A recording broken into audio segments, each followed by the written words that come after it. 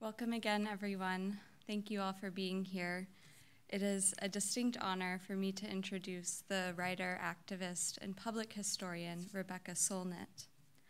Rebecca is the author of over 14 books on a broad array of topics, ranging from art, feminism and the landscape, to politics, hope, and memory. She is a contributing editor for Harper's and writes for the online publications Tom Dispatch and Guernica magazine, among many others. She trained as a journalist, receiving her master's in journalism from UC Berkeley, and her work demonstrates an interdisciplinary inquiry that lies at the heart of American Studies scholarship and quietly insists that everything is connected. Rebecca has been called a wanderer, an explorer, and one of our finest thinkers, and the publication Orion has aptly compared her work to a near infinite set of Russian dolls or the world's largest spirograph flower.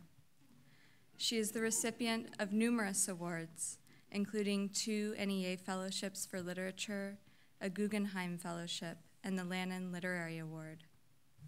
Rebecca's work is a reminder to look everywhere, to get lost, and to make connections. Her work reminds me that art is not simply an escape or a passive reflection of the world. Rather, it allows us to make meaning, to analyze and challenge the present, and to create change. These tools are, as she said in her 2006 commencement address to the graduates at UC Berkeley, instruments with which, quote, not to make a living, but maybe to live, end quote. We are honored to have her speak here at UT. Quickly, I would like to thank my home department, the Department of American Studies, and the Harry Ransom Center for hosting this event, and our other co-sponsors at UT, including the Department of Art and Art History, the Department of English, the Humanities Institute, and Austin Center for Photography. Please stick around after the talk. We will do a brief Q&A with Rebecca and then a book signing in the lobby where you can also purchase her new book, The Encyclopedia of Trouble and Spaciousness. Now please join me in warmly welcoming Rebecca Solnit.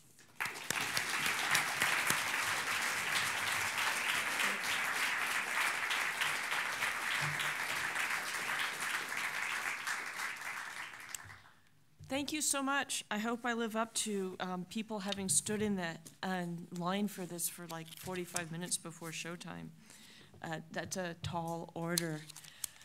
I wrote a talk on the airplane and Tuesday that I gave Tuesday in Houston and last night in San Antonio, and then I decided I had to do something new for you all. So part of it, this is why there's so much unpacking going on. So there's a little bit of it here, a little bit of it there, and some of it hopefully up here. And it's really, there's this phrase that we use in journalism a lot, break the story. If this talk had a title, that would be it. And in journalism, it means go out and get the story that nobody else has got, with a sense of like you're the first person at the scene of the fire, that very fundamental cub reporter sense of like rushing off and getting in line. But I think for me, it also means something really different, which is to break a story as in break out of it, break it the way that a butterfly pupa breaks the cocoon to come out of it, maybe of moving on from something, because I feel like there's not only stories that haven't been told that need to be told, but there's stories that have been told so many times and they never did, or they no longer describe reality, and we need to escape from them. And that's been a lot of what I've done in my work, I think, is trying to look at what is the existing story and how do we break it.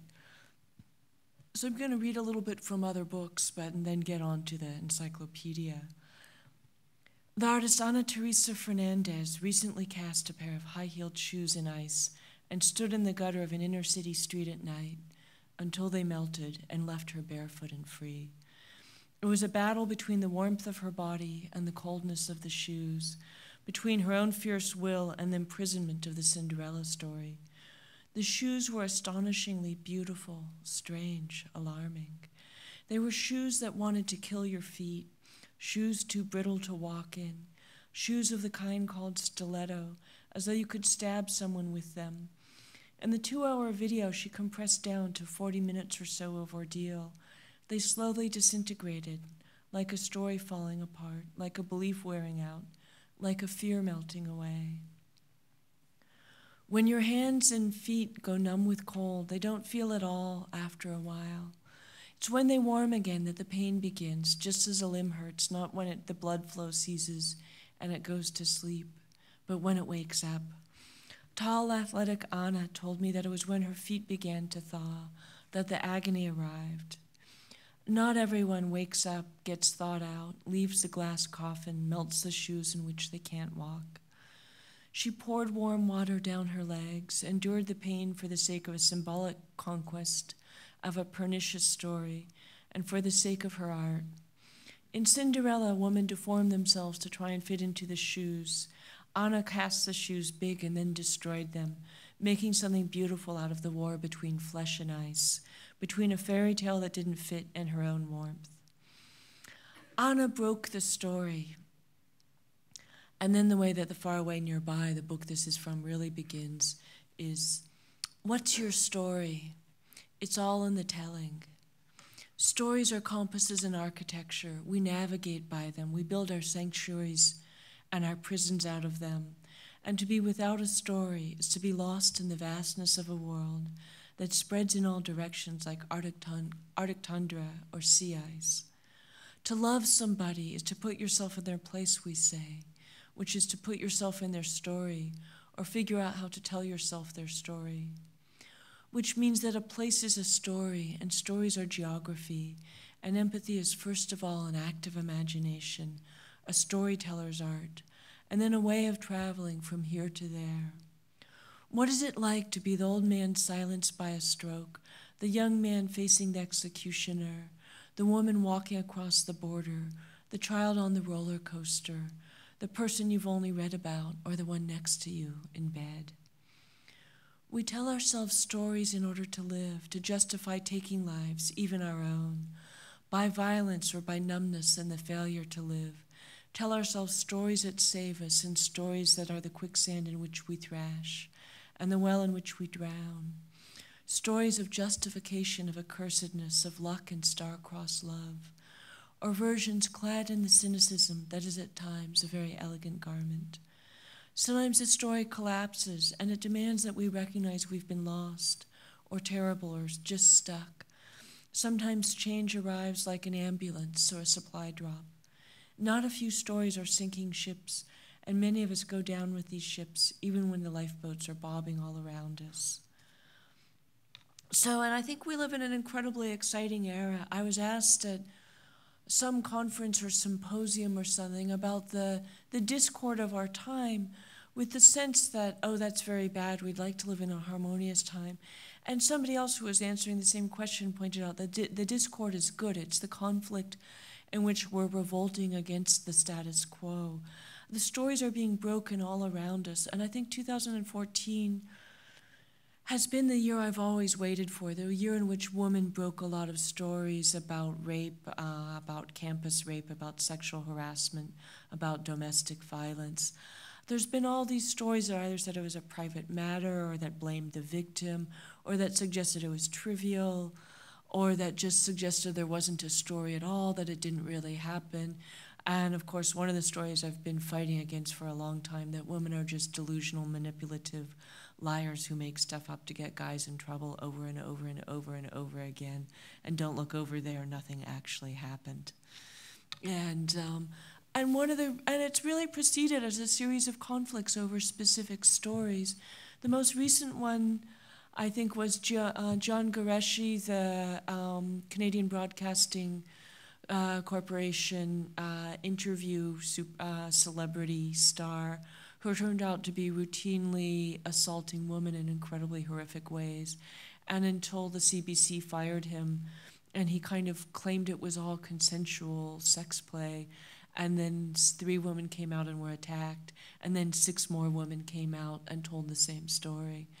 That was a really interesting one, but maybe the biggest turning point of all the stories, which include the Ray Rice story and the Woody Allen story and so many other contested stories this year, was one of the big campus massacres, which are increasing as these sort of crazy shootings, these mass shootings that are so much a part of American culture and that we're talking about at lunch began, I think, here on the UT campus in the 1960s.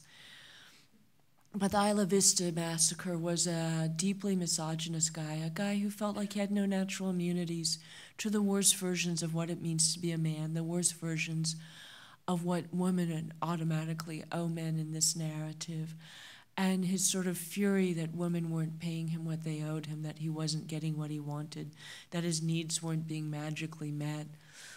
This sort of vision in which relationships aren't something that we all fumble around in, where you have to meet someone else's needs in the hopes that maybe yours will be met, but that women are candy to steal or slaves who owe you service. You know, that's what really fueled his fury, and he went out one night hoping to massacre a sorority, but just sort of killing everyone who crossed his path, including a lovely young man whose father and uncle have become people I think I can say I'm friends with. But immediately after it happened, there was this incredible battle of the story. There's a group, actually, a wonderful group called, they used to be called the Smart Meme. I forget what, the Smart Meme Association or organization. They changed their name recently.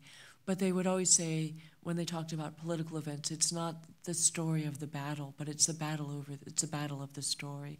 So there was this incredible battle, and I wrote about it immediately after. And one of the essays included in my other anthology that came out this year, Men Explain Things to Me, just re-released in hardback with 2 more essays, including this one. It was an incredible fast-paced game, a key match in the World Cup of Ideas. The teams vied furiously for the ball. Our team, the all-star feminists, was trying hard to kick it through the goalpost called widespread social problems, while the other team, staffed by the mainstream media and mainstream dudes, were intent on getting it into the usual net called isolated event. The goalie kept trying to get the ball out of our goal, mostly by shouting over and over, mental illness, and over. This was this way people were trying to say, like, there's no pattern, there's no issue, we don't need to look at society, we don't like to look at toxic forms of masculinity, we don't need to look at the online pickup culture sites or anything like that. We can just write this off. This had nothing to do with anything. Don't worry your pretty little heads over it. So, and the ball was, of course, the meaning of the event, and the event was the Friday night massacre of UC Santa Barbara students by one of their own. All weekend, the struggle to define raged. Voices in the mainstream insisted he was mentally ill, as though there were countries called sane and crazy that had no border crossings, no shared culture. Mental illness is a matter of degree, not kind. Many nonviolent people who have serious mental illness also have kindness in principle. Many violent people who qualify as sane don't. And by a great many measures, injustice, violence, rage, insatiable greed, ecological destruction, denial, hubris. Madness is at the center of our society, not its edges. Others kept saying aberrant, as though he was nothing like us. But just as madness is a matter of degree, not kind, so his violence was a matter of degree. Lesser violence, lesser versions of that violence are all around us, notably the pandemic of violence against women. That means that a woman is raped almost once a minute in this country, that a woman is beaten, depending on which source you use. I use both of them and explain things, every 15 seconds or every 9 seconds. And so women spoke up. I think the feminists and the humanists won, and in the end it may be a watershed moment in the history of feminism, which has always been and is now a battle to name and define, to speak and be heard. Oh, I got it right, actually, after all. The battle of the story, my friends at the Project on Story-Based Strategy call it, because you win or lose your environmental or social or economic or racial struggle by changing the terms, by introducing new language, by retelling the story, by coining words to make visible what has been invisible, to help people hear what has gone unheard. Feminism has been generating language to describe our reality all along. New language, words that didn't exist before: spousal rape, domestic violence, workplace sexual harassment. These were all terms coined by feminists, and until the categories existed in language, until we could recognize them as categories, tell stories about them, the law couldn't deal with them, and women couldn't be protected or avenged against these hideous everyday abuses that were so much part of the culture, so much so that they weren't even delegitimized, weren't even called into question. And this new event called up a new struggle, both to define the event and to reframe the larger situation.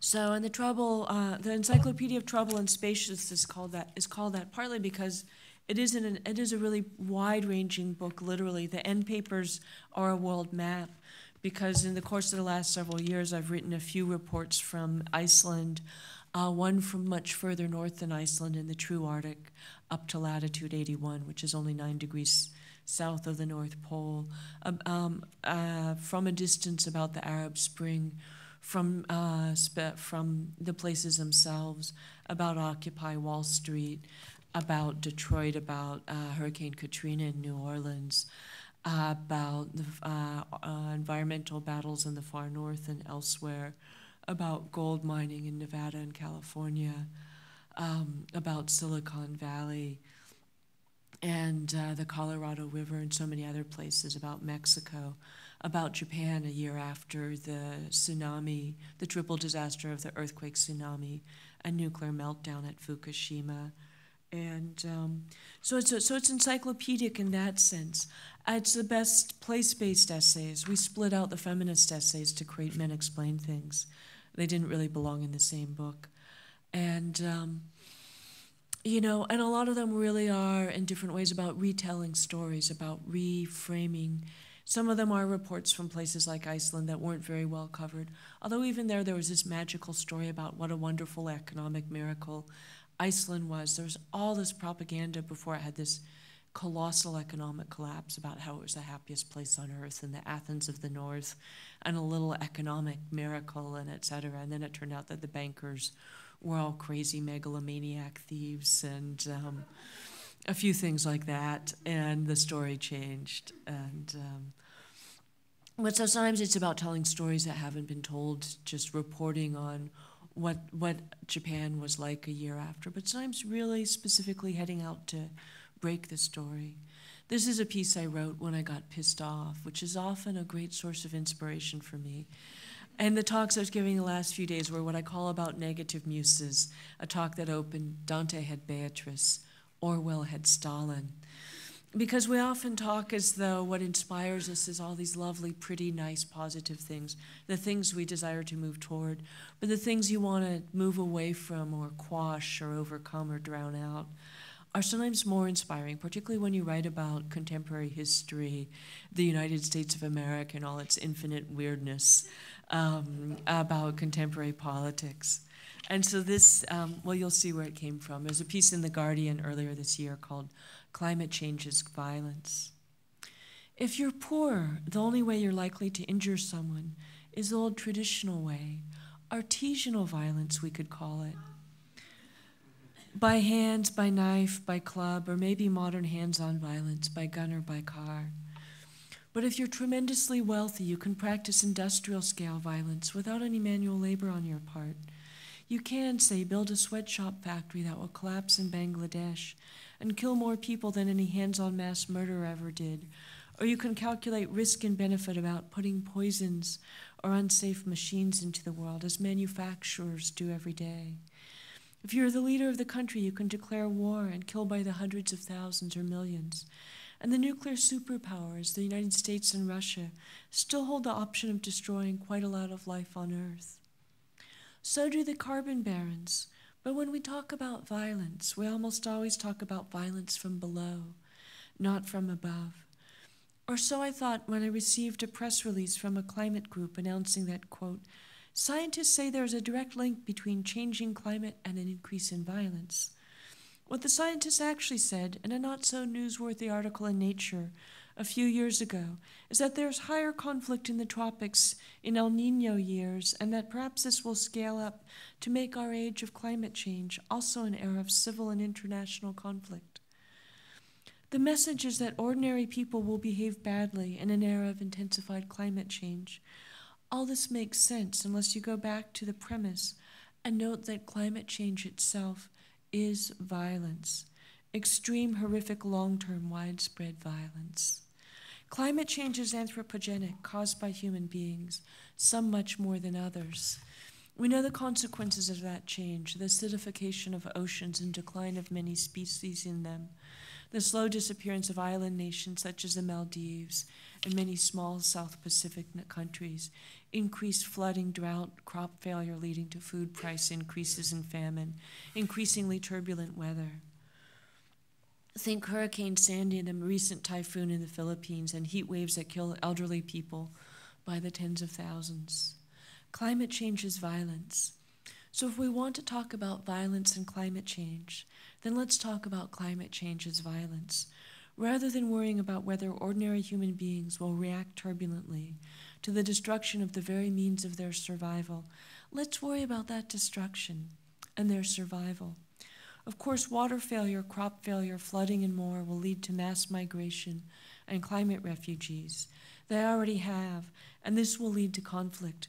These conflicts are being set into motion now. People revolt when their lives are unbearable. Sometimes material reality creates that unbearableness, droughts, plagues, storms, floods. But food and medical care, health and well-being, access to housing and education, these things are also governed by economic means and government policy. That's what the revolt called Occupy Wall Street was against. Climate change will increase hunger as food prices rise and food production falters. But we already have widespread hunger on Earth, and much of it is due not to the failures of nature and farmers, but to systems of distribution. Almost 16 million children in the United States now live with hunger, according to the U.S. Department of Agriculture, and that is not because the vast agriculturally rich United States cannot produce enough to feed us all. We are a country whose distribution system is itself a kind of violence. Climate change is not suddenly bringing about an era of equitable distribution. I suspect people will be revolting in the future against what they revolted against in the past, the injustices of the system. They should revolt, and we should be glad they do, if not so glad they need to. Though one can hope they'll recognize that violence is not necessarily where their power lies. One of the events prompting the French Revolution was the failure of the 1788 wheat crop due to freak weather, which made bread prices skyrocket and the poor go hungry. The insurance against such events is often thought to be more authoritarianism and more threats against the poor, but that's only an attempt to keep the lid on what's boiling over. The other way to go is to turn down the heat. So, climate change is global-scale violence against places and species as well as human beings. Once we call it by name, we can start having a real conversation about our priorities and values, because the revolt against brutality begins with the revolt against the language that hides that brutality. So, and it was really satisfying I love writing for newspapers and Tom Dispatch, the wonderful online site. I've done a lot of the pieces in this book and Men Explain Things for, a lot of my best work over the last many years. And, the ability to kind of participate in the culture as events are unfolding, to circulate that widely, is really lovely, although books do other amazing things and have a kind of permanence and bring a kind of quality of attention in the reader you don't get anywhere else.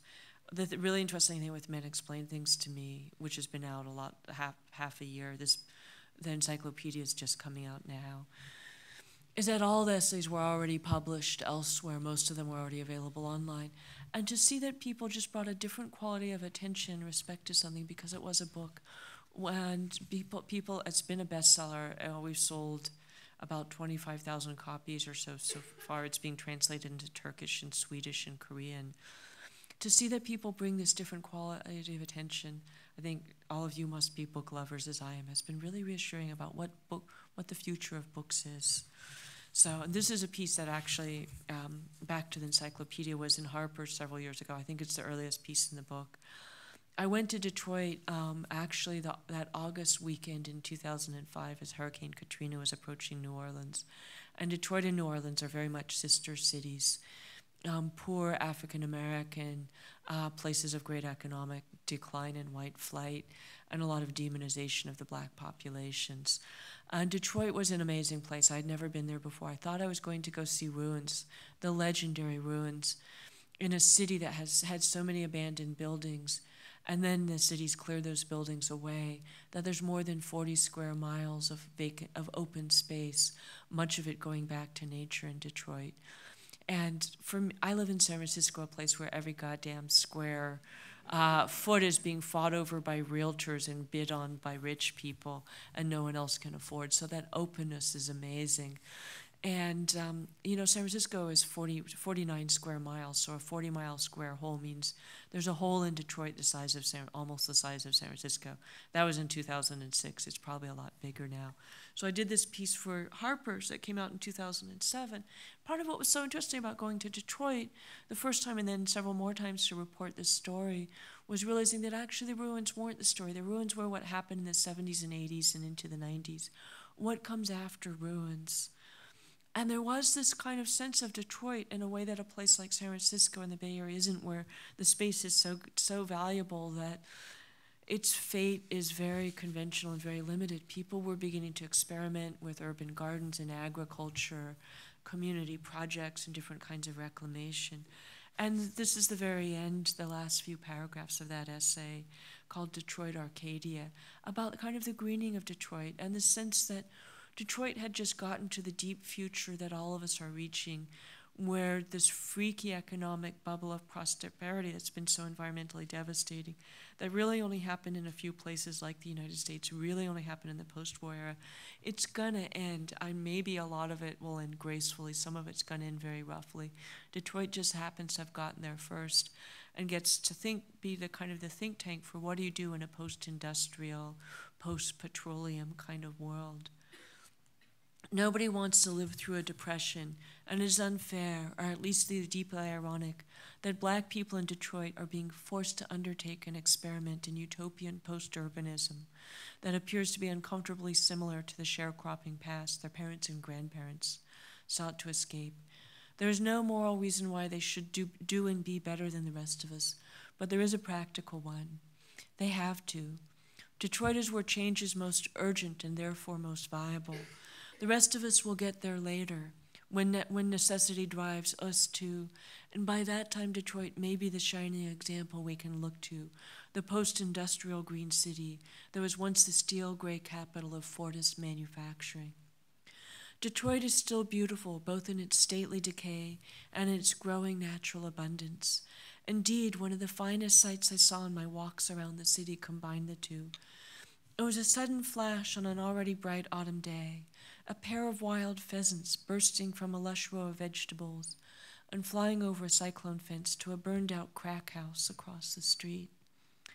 It was an improbable flight in many ways. Those pheasants, after all, were no more native to Detroit than are the trees of heaven growing in the skyscrapers downtown. And the trees of heaven are these kind of weed species that grow even in cracks in buildings and things. So there are trees growing out of old skyscrapers. And this was several years ago. I hear a lot of that stuff is being bought up, and maybe Detroit will have a conventional future after all. I also hear a lot of young college graduate idealists have gone there because it feels like a free space. You can't afford to live in New York and San Francisco anymore. And so a lot of young dreamers are going to other places where you're not going to spend your whole life working for a corporation just to pay your rent or mortgage. But the trees of heaven were growing out of the skyscrapers, and this is what it looked like in 2007. Those pheasants, after all, were no more native to Detroit than are the trees of heaven growing out of the skyscrapers downtown.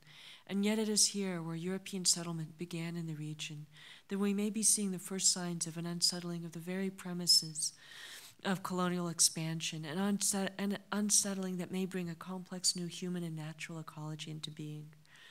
This is the most extreme and long-term hope Detroit offers us, the hope that we can reclaim what we paved over and poisoned, that nature will not punish us, that it will welcome us home, not with the landscape that was here when we arrived, perhaps, but with land that is alive, lush, and varied all the same. Look on, my works, ye mighty in despair, was Shelley's pivotal command in his portrait of magnificent ruins, but Detroit is far from a shattered visage. It's a harsh place of poverty, deprivation, and a fair amount of crime, but it is also a stronghold of possibility. The Diego Rivera mural, for example, in the Detroit Institute for the Arts. In 1932, the soil, the country, the wilderness, and agriculture represented the past. They should have appeared at all, below or behind the symbols of industry and urbanism. And this is the great mural that the Fords commissioned for Diego Rivera paint for them. And it's a fascinating mural, partly why is like one of the most famous communists of North American art working for Henry Ford's son, Edsel Ford. And it's really interesting. And looking at that mural, I finally understood that communism, capitalism, which has always been told as these two polar opposites in the conventional story, were really, maybe there's another story to tell in which they're exactly the same. They believe in an urban industrial worker, futurist, future of manufacturing, and this kind of mass homogenization that Fordism represented, which is why Ford was seen as a kind of hero in the Soviet Union, even though he was a super right-wing capitalist. Although now, compared to Walmart, he looks pretty idyllic. He paid his workers enough so that they could actually buy Ford cars, unlike all the Walmart people on food stamps. But so it's this amazing mural, and it's really focused on all these kind of visions of industrialism and although the factory scenes look pretty grim, but this idea of better living through science and technology. But all above it, there are these kind of gods of the earth. But the big panels of workers inside the great chasms of the River Rouge plant have above them huge nude figures, black, white, red, yellow, lounging on the bare earth. Rivera meant these figures to be emblematic of the North American races and meant their fistful of coal, sand, iron ore, and limestone to be the raw stuff of industrialism. To my eye, though, they look like deities waiting to reclaim the world, insistent on sensual contact with the land and confident of their triumph over and after the factory that lies below them, like an inferno. So, I'm just going to do a little bit more of this story breaking. This is a piece I did, another piece inspired by Fury. Right after the Haitian earthquake, the LA Times published a series of photographs. The photographs might have been great photojournalism, and the person who wrote the captions was probably back in Los Angeles, not on site in Haiti. But it reminded me of exactly what went wrong in Hurricane Katrina and the 1906 earthquake and so many other disasters. And so, some pieces just write themselves, and I just have to get out of their way. This was one of the pieces I wrote in one sitting. We put out on Tom Dispatch, and it went around the world happily. In Haiti, words can kill.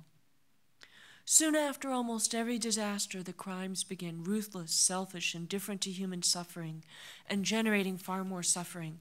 The perpetrators go unpunished and live to commit further crimes against humanity. They care less for human life than property. They act without regard for consequences. I'm talking, of course, about those members of the mass media whose misrepresentation of what goes on in disasters often abets and justifies a second wave of disaster. I'm talking about the treatment of sufferers as criminals, both on the ground and in the news, and the endorsement of a shift of resources from rescue to property patrol. They still have blood on their hands from Hurricane Katrina, and they are staining themselves anew in Haiti.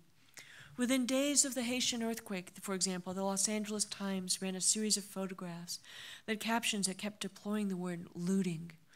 One was of a man lying face down on the ground with this caption: "A Haitian police officer ties up a suspected looter who is carrying a bag of evaporated milk. The man's sweaty face looks up at the camera, beseeching, anguished."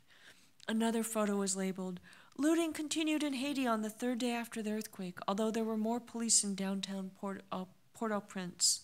It shows a somber crowd wandering amid shattered piles of concrete in a landscape where, visibly, there could be little worth taking. A third image was captioned, "A looter makes off with rolls of fabric from an earthquake-wrecked store."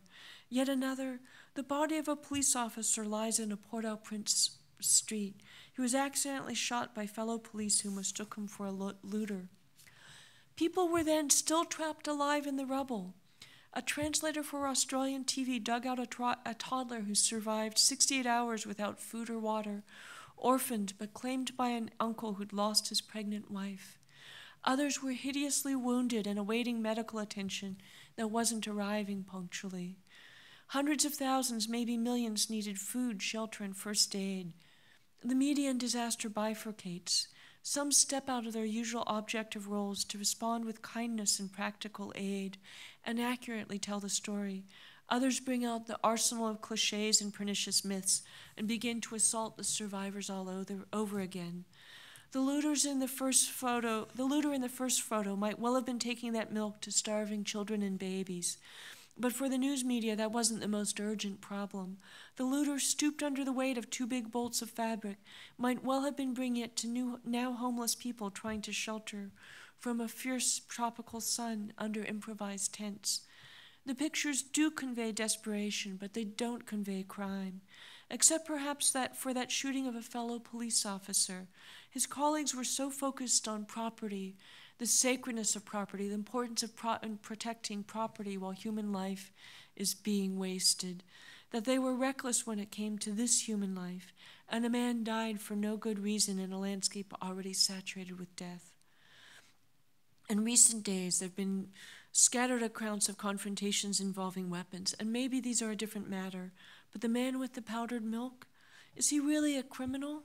There may be more to know, but from what I've seen, I'm not convinced. So when it goes on like that, looking at just so many of the stories we tell, and I feel like when I was young, I trained as an art critic, and really visual criticism and the postmodern theory around me was very much about breaking the story, about questioning the premises.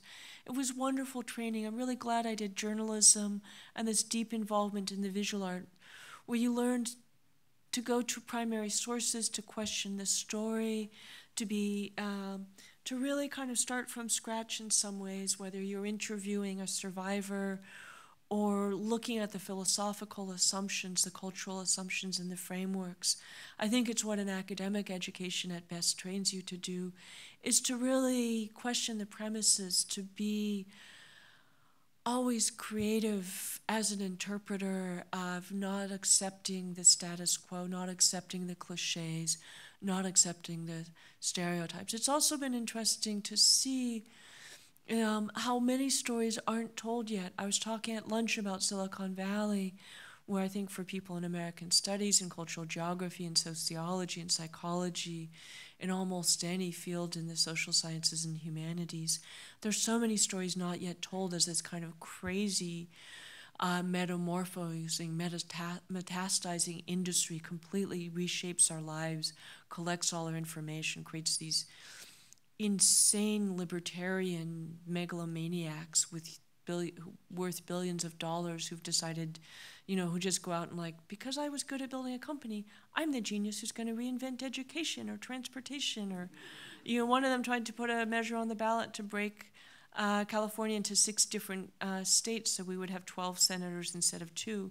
And it was so badly drawn up. He was going to create the poorest and the richest states in the nation. And I was going to live in a state called Silicon Valley, which is not a place I ever wanted to be, and stuff. And there's so many stories. There's often, I think, one of the weakest sides of academic work is the assumption that all the stories have been told, and all you're going to do is reinterpret them, retell them, bring new tools and critiques, postmodernism, feminism, etc. to them. But there's actually so much stuff on the ground that hasn't been done well the first time and is also waiting for you. There are stories to reinterpret. But it's been interesting. My whole life I've gone and seen the stories nobody ever shuts up about. You go to the San Francisco Public Library and there's 2 cases of books on the Civil War. There's probably thousands of acres of forest have been laid waste in the last 20 years just to write about the Battle of Gettysburg. And then there's the war with Mexico, whereby we gained only 1 million square miles. That's now the United States. And there will be this many books on it. It was before photography of war. It wasn't nearly as well documented. it didn't last as long, etc. There's just this really odd proportion about what stories aren't even told, what stories haven't been told well, what stories are waiting to be told. And so really, I suspect everyone in this audience, I think everyone, using their brain is always engaged in this business, particularly in this turbulent, contested time we live in of how is masculinity constructed? Do I buy into that? Who do I want to be? Why does the newspaper treat this, Ebola as so important? There was this great thing, no longer true, that more people have been married to Kim Kardashian than have Ebola in the United States. Which suggesting that maybe neither Ebola nor Kim Kardashian are that important. There's been this huge ruckus about Lena Dunham. I have this fantasy. I think posterity is going to despise all of us, except for a few activists, for how little we did during the time when so much the question of how bad climate change was going to be was being decided. The window's closing on how bad it will be, and we still get to choose. In 10 or 20 years, it will be too late. If we don't act now, we'll have chosen the worst version. And there's these people before 1988 or so who didn't know what they were doing, and they might be forgivable. There'll be people after the decision's being made. But I think people 100 years from now will think every newspaper should have just had a giant black box on the front of the newspaper that said, actually, climate is the only story that matters.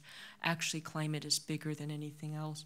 Or just giving you the proportion between the size of Kim Kardashian and the size of the Arctic ice sheet or the Greenlandic ice sheet or the upper atmosphere or all the migratory birds in North America.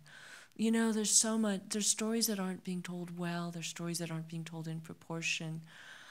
And it's hard too, because I think we're really distracted, but I think of as kind of metaphorical and allegorical stories. Is Kim Kardashian telling us a story about decadence and corruption and sex and marriage and etc. That's actually sort of interesting, thought about more abstractly. But Kim Kardashian doesn't actually affect your life. Climate change actually does. Here in Texas, where you're running out of water and a few other things like that, and where somebody was just telling me that the wind turbines are arising among the fracking wells in northwest Texas.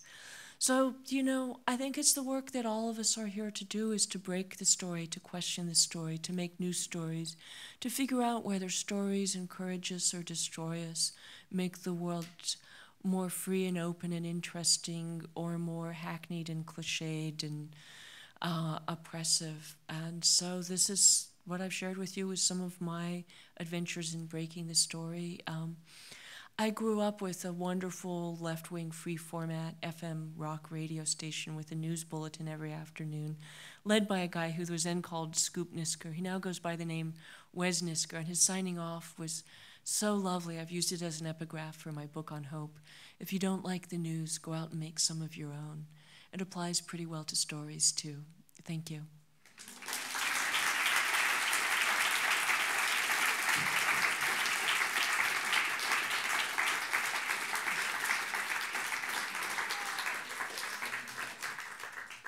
And now I think we have a time, it's for some questions. And so feel free, break some stories. Yeah. You heard about About Denton? Denton? I did. That was really lovely. And I decided, because I'm a natural contrarian, and we're in Texas, most of you probably feel if you want to be in opposition to something, here in Austin, which I know is a little blue blip on the big red map of Texas, you've got the right wing to be in opposition to. But I'm from the Bay Area, where and I grew up in the left, and so I'm in opposition to some of its more pernicious stories, and wrote on hope. And so I went out after the election and gathered up some of the more optimistic stories in the little town of Richmond, which has been dominated by the Chevron oil refinery for 7 decades or so. Richmond Chevron Corporation, one of the great sources of climate destruction, and also of environmental racism in a town. It's mostly non-white, huge rates of childhood asthma and stuff. Chevron spent more than $3 million on the election, and every single one of their candidates was defeated. The progressives, these great environmental humanitarians won. But so I gathered up a bunch of stories, but as I looked around the internet, the story people were most excited about was Denton. And it looks like there's some ways it might be overruled. But I think even that people are now kind of withdrawing their consent from fracking and finding ways to defeat it. There's a not very well-known county, San Benito County, south of San Jose, that also voted to ban fracking. I thought that was awesome. So, and other comments or questions? You look like you're about to raise. Oh, hello, Abe.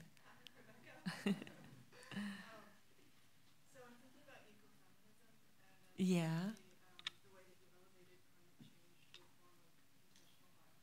Yeah.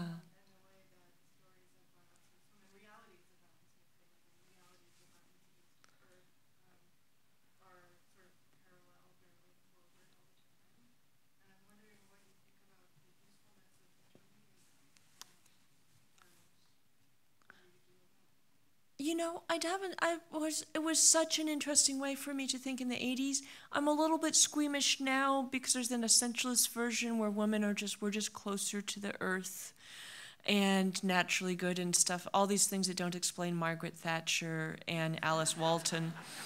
And actually, I think the shittiest thing happening on earth right now is that Mary Landrieu, your senator from, which way is east? Just over there, has decided that it's more important for Mary Landrieu to get reelected than for the, she's pro-tar sands pipeline. But essentially, it's not because she thinks the tar sands pipeline is awesome. It's because she thinks Mary Landrieu is awesome. And we can talk, I think it gets complicated. I also feel like, so much of our identity is socially constructed, and it just felt like it could get really essentialist. But I do feel that... on the other hand, there is a kind of tipping point when what would it look like with a feminist majority where women no longer had to be more like men to fit in, and which happens a lot when you're the minority. There was a great piece online by a black woman who's now at Google talking about how completely shitty it is to be a black woman at an almost all white male corporation, and how much you have to kind of run away from your race and gender and laugh at all the sexist and racist jokes to fit in, and how different it was when she worked at, I forget what it was. It was it's a manufacturing company or something where she was in the, where she was a computer programmer, where actually someplace in the South where they just happened to have, or didn't happen to have, where they had a majority of African American people. So I think I sort of want to see social change and then sort of let us be who we want to be. But I also think, how do we make a world in which boys don't have to grow up to be violent and exploitative and alienated from their feelings, and, see women as, property they own, and et cetera. If it's destructive of women in ways that come from outside, it can be so destructive of men from ways that come from inside, or really of everyone from ways that come from both. So, I worry about it is mostly what I do, and I don't do it that much. But I think, and it works differently in different cultures. A lot of Native Americans who've been very active in the climate fight find it very natural and comfortable to talk about the earth as female or as a mother or as their mother. And it's been one of the things really interesting in the climate fight, seeing them build these really great alliances. Somebody at lunch today is now a grad student here in gender studies and was Winona LaDuke's assistant on the White Earth Reservation fighting oil pipelines across that part of the country. So, the short version is I'm waffly. Bring me some syrup. Yeah. Speaking of stories, I don't know much about Detroit, but I saw a special about Grace Boggs. Oh, the lovely Grace. Yeah. Yeah, I went and visited her. I haven't seen that documentary. I keep not being in the right place at the right time. Oh, really? Okay, that solves that. And and if you don't know Grace Lee Boggs, she's one of the great secret heroines of our country. She was born to a Chinese immigrant family that owned a Chinese restaurant in New York, and she managed to go to Smith and get a degree She's in her late 90s now, so that was during the Great Depression. And she became a radical during the Depression, and she's one of those human beings whose life is like a core sample through all the political movements. She moved to Detroit in the 40s and fell in love with a United Auto Worker organizer who worked on the assembly line named Jimmy Boggs, who was black, and became so identified with black organizing and the black rights that the FBI at one point thought she was black. And with Black Power, et cetera, and crossed paths with with Malcolm X and things like that. And she and Jimmy Boggs, as they looked at what were the economic solutions, evolved a really kind of beautiful, I think, more anarchic, decentralized, local culture, local economy sense of what the solutions might be. And Jimmy Boggs died in 1988, but she's really kind of the godmother of hopeful progressive visions in Detroit, and with the Jimmy and Grace Boggs Center still doing really great organizing. And you knew all that already, but I just thought for people who didn't know. And I've met her a few times when I was there. I just haven't been back in a long time, and you can't go everywhere. I've noticed. I tried. I went to a hell of a lot of places to end up with the 29 pieces in the Encyclopedia of Trouble and Spaciousness. Yeah, I see all these arms sort of deciding whether to move there. Yeah. I thought that you would talk to us about country music and environmentalism. Oh, because of the One Nation Under Elvis. Well, it is Texas, and I do love country music, and I kept thinking, Texas, Bob Wills, and all those other good things. The Dixie Chicks, who put down George Bush. With Texans turning on Texans, what could be more beautiful? And, that was an amazing moment. And that's another piece that was kind of about changing the story, and it really begins with the way that certain kind of middle-class people really denigrated country music as part of hating poor white Southerners, which was a way of suggesting that poor white Southerners are all racist, which is a way of saying that racism is those people over there, which doesn't address the fact that there's lots of rich racists in the North and everywhere, and Paula Deen, so I wrote an essay called One Nation Under Elvis about rethinking that, and which I felt that particular kind of racism had been so divisive in the environmental movement, because you often had middle-class people who despised working-class people, particularly rural people, didn't see them as allies, whether they were loggers or farmers or whatever, anybody who had a twang, particularly, and despised. And I had okay, I'm in Texas. I was born again, but only to country music. And in about 1990, at the site of a nuclear crater in central Nevada, a World War II veteran, a Native American guy named Bill Rossi pulled out his guitar, and he basically memorized entire Hank Williams and Johnny Cash songbooks. And I was an ex-punk who sort of didn't know where you go after punk rock. And oh my God, it was such a great evening around the campfire. And I was like, this stuff is awesome. This is where I'm heading. And it was so interesting, because I'm one of those middle-class white kids who was brought up to despise Dolly Parton and make fun of Southern accents and all the rest of it. And it was really interesting looking at that. And that's a kind of break the story thing. We're really looking at what was that about. And I think it was class war that was pretended to be anti-racist, but it was really just middle-class people hating poor people while pretending on the side of all things that were good. And it was a total fucking bullshit. So, and also country music can be really deeply, and not all of it, I am not all that post-Garth, and when I think of the history of country music, it's like sometime you can think of it as this kind of amazing rural meadow. Think of Will You Lay With Me in a Field of Stone and Long Black Veil and all these kind of really beautiful, tragic, deep landscapes, Jolene and stuff like that are these songs that are actually little, I'm so literary, I'm not very musically sophisticated, but these little short stories, these tragic short stories set to guitar music and fiddle music and banjo and stuff. And they're often very resistant to the status quo. Merle Haggard, they're tearing the labor camps down and stuff. And then the 90s sort of super corporate country music. It's like they built a giant Walmart in the middle of that meadow, and like all this kind of weird suburban stuff came in, and there are references to SUVs and golf and stuff like that. And there was like 100 million songs about how father. I was like this super patriarchal father knows best music. There'd been all this, like Jimmy Rogers and all those old guys sung songs about mama. You know, Merle Haggard, Mama Tried. How many of you know Merle Haggard, Mama Tried? Wow. I am so not in California. Thank you. Even though Merle Haggard is from Bakersfield and part of the Bakersfield sound, I do get to claim him. And then suddenly there are just all these songs. There was that horrible one, There Was Always Love in Daddy's Hands, even when he was beating me, and just total, and just like, you know, and it's just, oh God, it was so horrible. But there's still a lot of kind of more on, well, Steve Earle, speaking of Texans, and there's radical country music, and who knows. Anyway, that's what that one was about.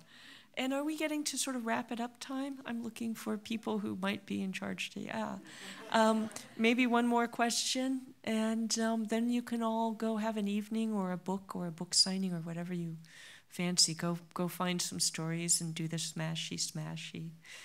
But, yeah.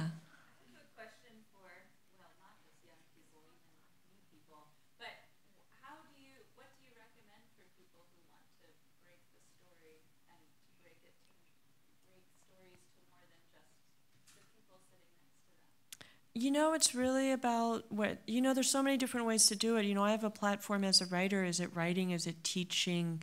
Is it broadcast? Is it social media? Is it, being an administrator can say, no, actually, that's not how rape is going to work on this campus. I think it's something, almost anything you do. It's a doctor who listens to your patients in a different way, or looks at disease in a holistic way. It can be a million different things. I think it's something, we're all constantly constructing the realities around us or deconstructing and reconstructing them. So I think that, I'm not sure what you do, but I think it's something everyone gets to do as long as they're not, imprisoned, marginalized, silenced. That the powerless don't get to the stories shut them down. But those of us who have power, it's who you vote for, how you argue with your family at Thanksgiving, which is coming right up. I know that's going to be exciting for a lot of you here. I had a really boring family where everyone was like, sort of homogenous, except they all thought Ralph Nader was awesome in 2000, except for me, because I thought George Bush was so scary. And... but I think it's all around us all the time. And so how you talk to homeless people, to people doing really menial jobs, do you give them respect? And I think we're all making and breaking stories in almost every act we do, or choosing stories. Am I going to be the story that this janitor is my inferior, or that this homeless person is trash, or am I going to be somebody who thinks that like every life matters? And it's the work that we're all here to do all the time in everything we do, and the rest is the icing on the cake. So, and maybe icing is, and cake is a good place to wind it up. Thank you all so much.